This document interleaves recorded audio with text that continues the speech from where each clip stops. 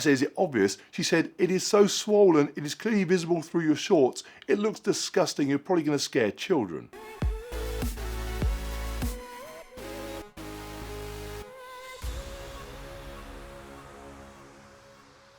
Normally the first video of the week covers an activity that I did over the weekend, but the weekend just gone, I had 3 Spartan obstacle course races lined up, hence the t-shirt, and A, I've done videos on those before, and B, it was going to rain, and I hate filming in the rain. So instead, I decided to do this short video on how I balance my exercise, training, diet, competition with family, work, home life. And as it's something that I get asked about an awful lot, I thought you might find it useful. And actually, as it turned out, I found it useful because having only jotted down just a few notes on what I wanted to talk about, those initial thoughts ended up completely changing how my weekend went. That's right, my powers of influence are so extensive that they influence me before I can even get to influence you.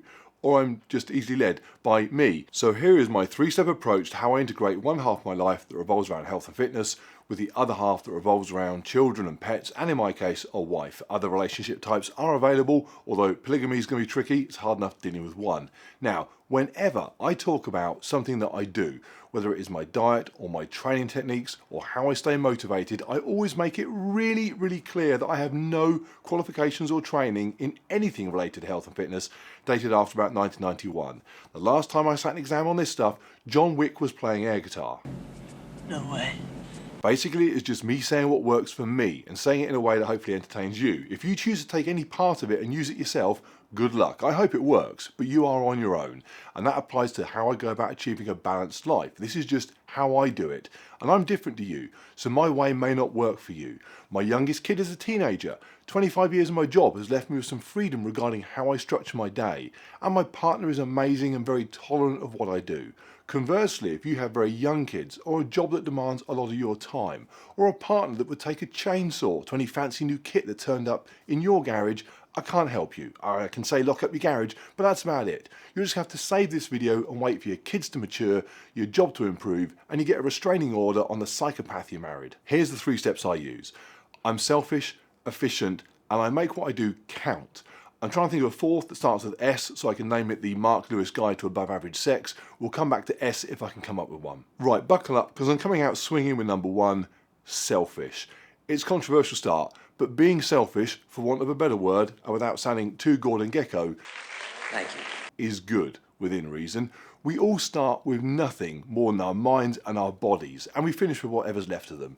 They are the only constant thing we will all have for all of our time. Everything else can and often does come and go. Your house, your possessions, your friends, your job, your partner, your kids, none of those are yours in the same way that your body is yours. Yes, even the best kids will grow up and be responsible for themselves eventually. The only thing you have complete control over and responsibility for permanently, and you'd think therefore a massive motivation to look after, is you. As a result, the older I get, the more I see the slight absurdity of people placing time, devotion, love and attention onto something, which is all fine, but no such comparable effort onto themselves, the thing that they'll have forever. And when it is literally a thing, it's even weirder. When I see someone post a photo on Facebook of their car and they'll be stood beside it, looking like such an unhealthy bag of crap that I'm surprised 2 hours waxing the thing didn't give them a heart attack. And I get they are proud of the car. I've done plenty of here's me and my cool car pictures in the past, often me looking a mess. But step back a moment. Why was I proud of my car? Sure, you can vaguely link it to having to work hard, but you can also link it to just being massively lucky. And what if my neighbour had a cheap Hyundai, but also had 100k more in his pension? Is one better than the other? They're all just things. I don't mean that they have no value. I love things. I'm just puzzled by things being rated so highly at the same time as the thing you really own, you, rated so low, especially when presented side by side, with all the emphasis on the lump of metal that you leased for a couple of years and a lump of flesh you'll have forever looking like an insurance write-off. And let's stir the pot, forget cars, let's go to kids. The approach to parenting that takes the I will sacrifice anything for my kids, they are my life, they are all that matters, I cease to be, I'm no longer Bob, I'm just daddy, seems really, really keen. Being a parent isn't a death sentence to being an individual. You can do it alongside being you still. I look back at pictures of my kids playing basketball when they were younger. I was very proud of them then, and I'm proud now. They did very well. At the time, I put a lot of effort into them to do that. while putting no effort into me. I put a lot of burgers into me, that's not the same thing. Today, none of them play basketball anymore, which is cool, they're all happy enough. But I still have the body that I neglected back then, and no matter what shape I am in now, being in the shape that I was then was a negative experience. Now, if I could go back, would I swap my kids' sporting happiness for me having a six-pack? No, of course I wouldn't, but I would and should have found a bit of selfish time to look after me as well, and that could have benefited them too. How great a parent was I, giving I risked serious health problems by being so overweight? What about the value of simply being around for them now, or in 10 years, or 20, 30, 40 years? None of which would have been a certainty if I'd stayed as heavy as I was. To be there for them and of use to them, and hopefully an example to them, I should really do my best to stay alive and well. I was a lifeguard when I was younger. First thing we were taught about saving someone, check you are safe first. Don't just jump in a pool to rescue someone before seeing if there's a rope you could throw first, especially if they're bigger than you and are likely going to drown you with them. The point being, even when you have a life and death responsibility to help somebody else, pointlessly jeopardizing your own safety is stupid. Being selfish could save you both. So when I see people sacrificing themselves for a job or a person or anything really, I just think, have you looked for a metaphorical rope first? And it may be that you have. There are times when the person is in need and the only option is to jump in. I have 4 children. I understand there are times when you come second or fifth. I've worked a job that meant sacrificing my health to work stupid hours for long-term benefits. Selfish all the time would make you a very bad lifeguard. But don't be the opposite and think that that makes you better. There was a lifeguard I used to work with, always jumping in too soon. Name withheld because it was 30 years ago, but everyone has a right to move on from being an idiot. She rode an 89 Kawasaki AR50 in full leathers, boots the lot. She looked like she rode a Harley. One day, she's finished her shift. The pool we worked at was tiny. Change rooms down the side, pool in the middle. She's in her leathers. She's walking down the poolside. Her bike is parked out the back. She spots a kid on the bottom of the pool and she's in. I'm lifeguarding, I have to pull her out because she can't swim dressed in £50 of wet leather. The kid that was playing get the coin off the bottom of the pool carries on playing oblivious. So when I see an out of shape, overstressed, unhealthy parent watching their kid's football game or something, and they say they've got no time for themselves when they could be jogging around the field while the kid plays, I think of her flapping about in the pool dressed like a Sons of Anarchy extra. Who is that really helping? So my point is, don't assume that selfish is automatically bad and don't assume that self-sacrifice is automatically essential. Both those things may be those things, or they may not. Stop and think before jumping in, that's all. Does me spending a lot of time in here, sat on the bike, or out there running, or in the gym affect the time I have for others? Of course it does, but do I still get some time with them? Sure, plenty of it. And when I do, I spend time with them. They are getting someone fit and healthy and happy and positive. Would they rather more time with someone not those things? I'd hope not. If I go Jenna the option of us watching TV every night instead of just a few nights a week, but I'll be a bit fatter, a bit less healthy, a bit less. She'd say, shut up, you lost me at fatter. I jest. But she wants me to be happy with how I am so she can be happy with me, which of course works in reverse. So she spends time on herself doing her stuff that makes her happy and fun and healthy, or the weird thing if I was to say no, spend that with me and be less happy, less fun, less healthy. And she's seen my fat photos, she's not stupid. Number 2, be efficient. One of the reasons that Jenna is okay with me jumping on the bike in here in the evening to go for a ride for an hour is because I time it while she is watching a TV show or she's doing a house project. And because the bike is always ready to go here, I'm in and out in an hour. There's no faffing about. When I do long training runs at the weekend, I set off before the sun is up while she's asleep. I use an okay-ish gym around the corner so I can pop there at short notice and spend no time travelling. The better gym is an hour's round trip away. So I basically try my best to minimise the impact of what I do by doing it efficiently. We start every week with a chat about our diaries. All of us, the kids included, have a shared diary system so we can see who has what time free.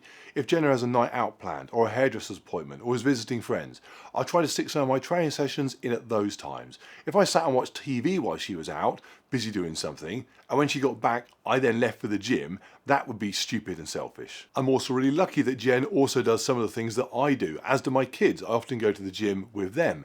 Jen uses the sauna, so I'll time that at the same time too. She runs a bit, but runs slow, so she structures her running times to fit with my easy recovery runs, so we sometimes go together, slowly. When the kids were little, I stuck them in a pushchair and I ran with them. When they got bigger, I tied a rope to their bike and pulled them along behind me.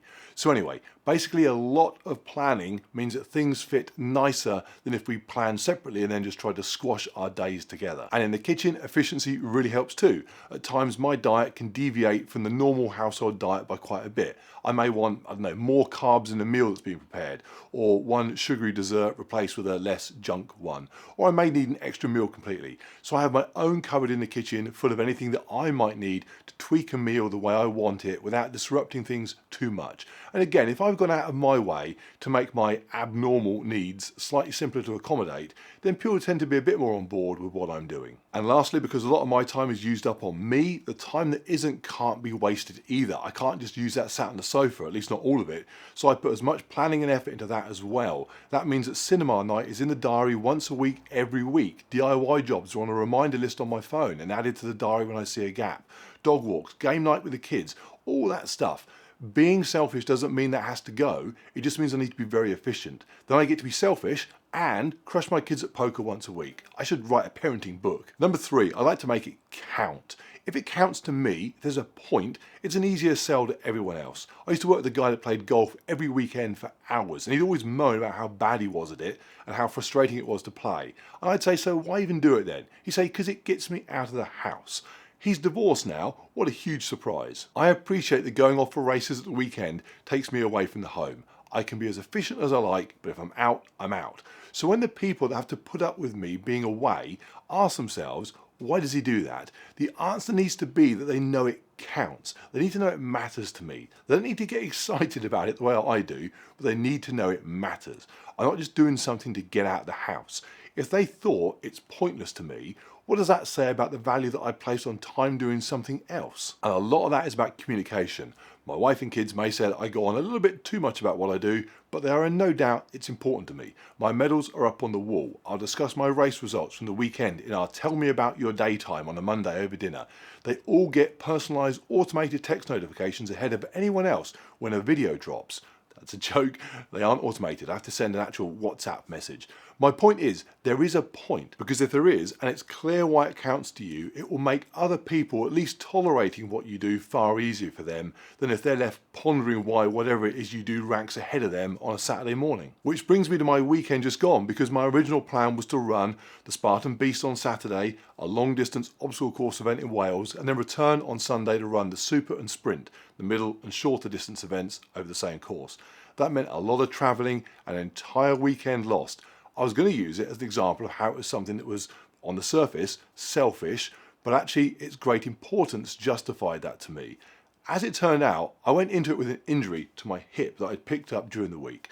Because of that, and because it was one of the most brutal Spartan courses I've ever run, 3,000 feet of climbing up and down hills made of liquid mud, I had an appalling Saturday. I came 104th and 11th out of 19 in my age group. It took me almost 4 hours to complete the thing. And when I hobbled over the finish line, Jenna, who had amazingly driven me there, leaving at 4:30 in the morning, and then stood waiting at the finish line for embarrassingly way longer than I suggested she would ever need to, said, "Whoa, your hip looks inflamed, like a lot," which actually made sense because it had been excruciatingly painful the entire run. I said, "Is it obvious?" She said, "It is so swollen, it is clearly visible through your shorts. It looks disgusting, you're probably going to scare children." Jump forward to that evening, I'm recovering at home. My legs in general actually felt pretty good. I used my compression boots straight after the race, actually sat in the car on the way home as Jen drove. So they were okay, but I was still limping because the hip was still a mess. Despite that, my intention was to go back and complete the next 2 races, because if I did so, and this gets a bit Spartan-y, I'd pick up my 3rd trifecta of the year for 9 races, and a bit of an extra big medal for that. And Jenna said, "Are you mad?" I said, "Hang on, I can just limp around if I need to, I just need to get around." She said, "Yeah, but what's the point? You got to race, you got to be above average. If you go like that, you're going to pick up a medal for what? 2 results that will be worse than today's, and today's was shocking. What value is that medal?" And she was right. Some people do go to get round, and that's amazing for those people. That's their point. I used to do that too. That would have counted back then. But not now. Now I go to do well, and I can't do well on one leg. And it may even jeopardise my training for the 50k Ultra that is in 5 weeks' time, and I'm really excited about that. So yeah, what's the point? Does it count enough? And with all this that I wanted to talk about fresh in my mind, I decided not to go. Jen and I went to town instead. She wanted to do some shopping. I limped around after her. We bought donuts. We came home. We watched TV. It was a cool day, and that counted. Number 4, don't be stupid. All this is my big picture approach to what I do. Day to day, sometimes these principles go right out of the window because life gets in the way. Clearly, there are occasions when you have to make sacrifices. No matter of efficiency will get you the time that you need, and the importance of what you do is irrelevant compared to something that needs to just take priority.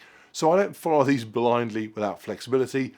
I'm not stupid. So that is it. That is how I justify to me and those around me that what I do is good for me, so good for them. I won't leave them worse off as a result. In fact, it may even leave them better off. Okay, I'm out of here. Drop it a like, subscribe if you've not done so already. Any feedback or questions, drop them down below. And DM me on Instagram for a request to pre-order the Mark Lewis Above Average Guide to Sex and Parenting.